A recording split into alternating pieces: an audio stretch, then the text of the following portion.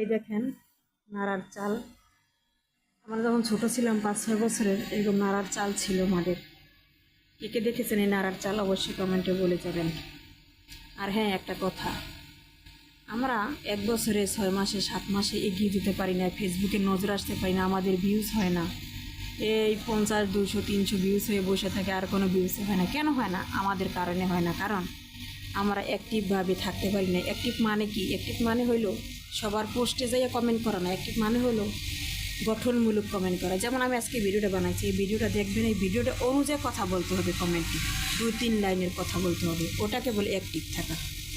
স্প্যাক comment করে আইসা ওটা কোনোদিন অ্যাক্টিভ হওয়া যায় না।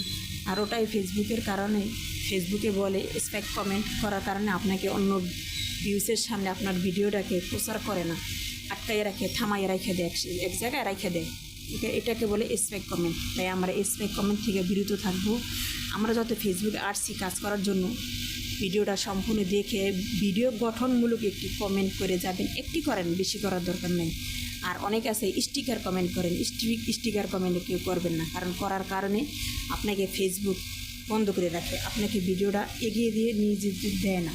তাই ওই কাজটা করা যাবে না, ওই কাজটা কখনোই করবেন না। তাই যত ফেসবুকে আমরা কষ্ট করতে আসি, আমরা সাফল্যের জন্য কষ্ট করি। তাই স্পাইক কমেন্ট করবেন না, ভিডিওটা সম্পূর্ণ দেখবেন, সবার দেখে সুন্দর একটা কমেন্ট রাখবেন, বেশি কমেন্ট করার দরকার নেই। ঠিক আছে? আল্লাহ হাফেজ। এই পর্যন্তই। পরবর্তী ভিডিও দেখার অনুরোধ রইল।